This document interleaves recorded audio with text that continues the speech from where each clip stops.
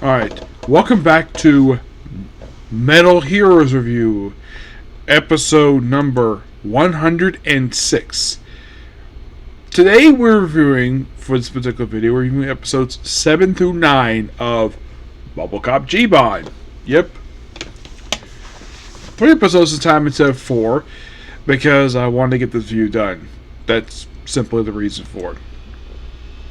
So these 3 episodes, oh, by the way, Jiban's foster sister, well, basically the one looks at him like a big brother. Yeah, she's not in 7 and 8. Not sure why. It's like she is just not here for some reason. The whole thing with episode 7 is interesting. I would have thought she would have been here, but maybe they didn't want to put her in danger in the episode, or the fact maybe the actress wasn't available for the episode. It's possible. I don't really know what the reason was, why she was not there for 7, but she was there for 9. Yeah, so this one is basically starts out with this little girl named Miko, where she is she's basically playing with this doll that was made by her mom 25 years in front of the series. So, are you saying this doll was made back in 1964? Presumably, yes. And they put it aside. They have a dog pick it up, and then some kids find it, and it's also in the water.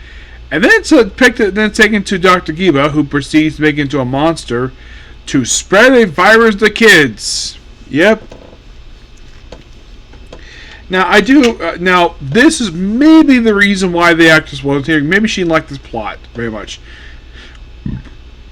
Excuse me. So she probably had herself written out. They basically had her not in the script for the episode. That's presumably may have happened here with this one. But honestly, I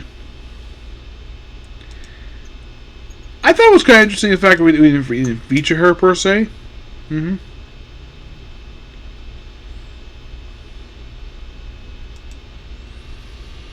Oh, and by the way, the only vehicle that Jiban uses is his car. Yeah, his car is virtually the only thing used the whole episode. Mm-hmm.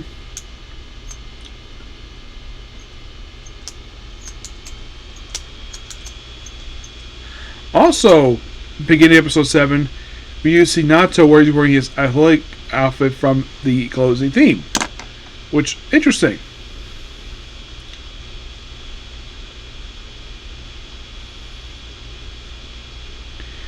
And the whole thing is we have sort of a mini epidemic here. At one point, Yoko gets infected. By the way, the writer of this episode is not the main writer of the series. No. This only was his second ever episode he wrote.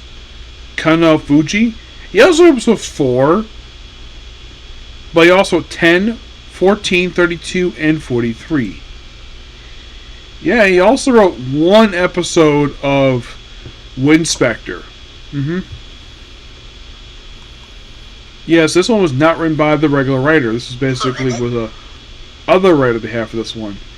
And the monster is basically a bit of a character moment in this one, where, yeah, basically the little girl, but he finds out, he kind of remembers basically being a doll that was forced to become a monster by, of course, Dr. Giba.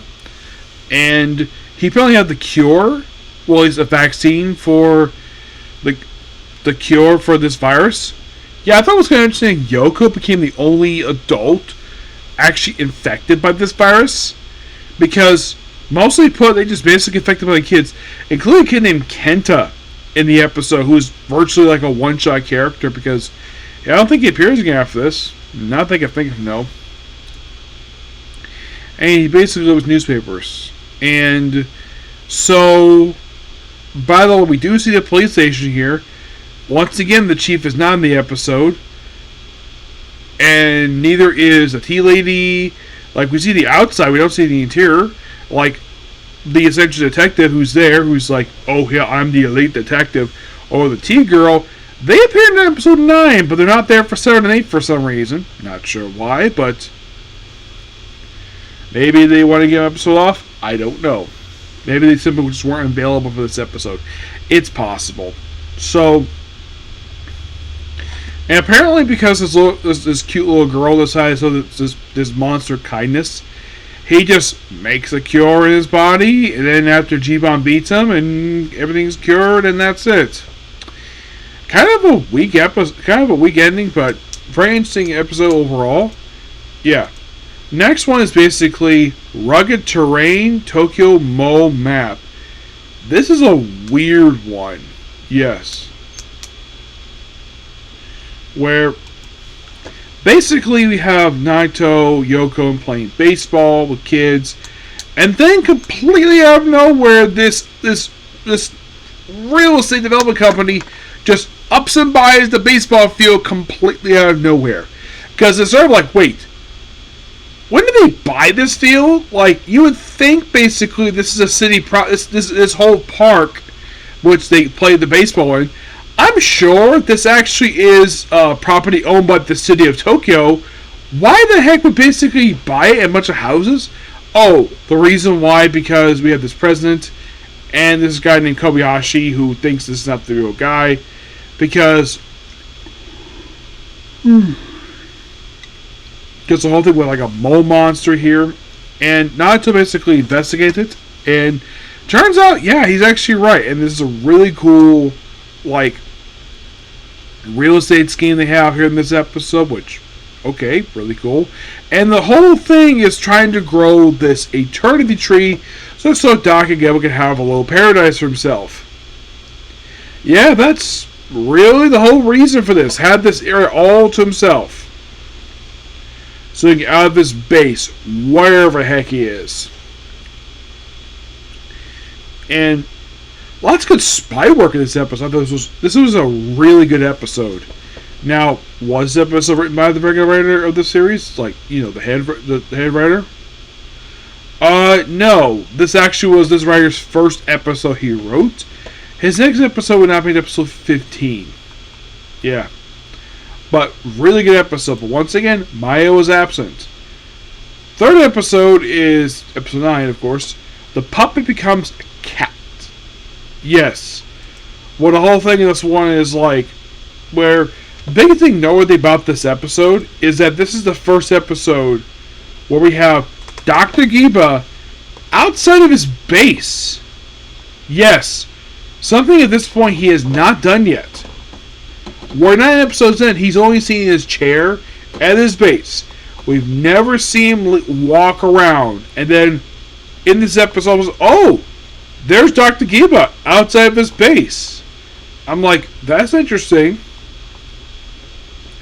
Now, of course, also the main villain of Jirai did this all the time. But Metallic, I think he may have left this base. Here's the weird thing about Metallic. He never, the leader of the organization for that one, he never officially left the base in that form until like the final couple episodes of the series. You're thinking, what about Spielbahn? Yeah. Marco Saga deleted the base a few times. Yeah. Basically, if you want to think about it, the only villains who never left their base were the villains of the Space Sheriff trilogy. And you're probably thinking, okay, what about Jaspion? They never had official base in that one. They just had some area they claimed it was theirs. Spellbound basically had a flying fortress. Metallic basically had the villains based out of a basement of a corporate headquarters.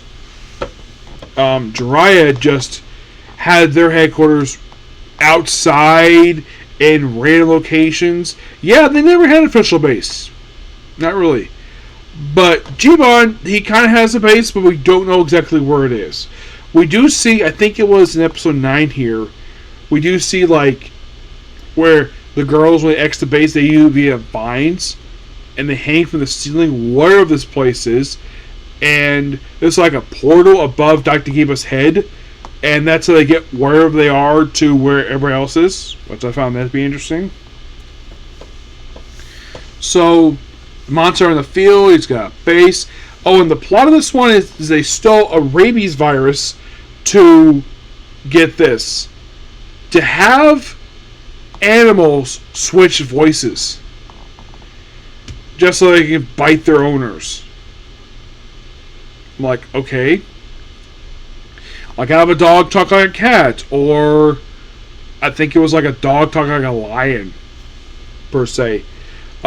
Really interesting this one. Aside from the fact that we have Dr. Giban space, the one thing I really love with this series is whenever he transforms into Giban. In the case of I think it was episode 7, the first time we see him do it, it just it was completely random. I remember one of them basically just walking around a tree I was and punch. And I love basically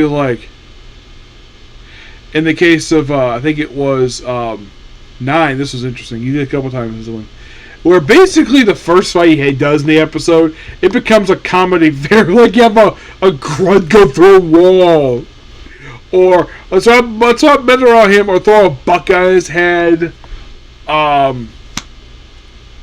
Yeah, and then how he discovers the base, bam, bam, what's going on? And thinking, oh, it's Jiban. Yeah, I love everybody's reaction whenever they see Jiban for the first time. I think it's so awesome. That's one of the coolest things about this series, is when he just randomly transforms into Jiban. Yeah. But overall, really good episodes. Yep, really good. So, with this basically before my break, I have exactly, believe it or not, 26 left to go. Overall, there are 43 episodes left to go for the whole series. Yep. So yeah, that's particularly a particular view. Please be sure to like, comment, subscribe to notifications. I will see you all later. I have to go to a meeting soon, and then I'll be back to do, well, I'll probably go ahead and do my comic corner while I'm at it, and then I'll go ahead and work on more Jiban, okay? Bye.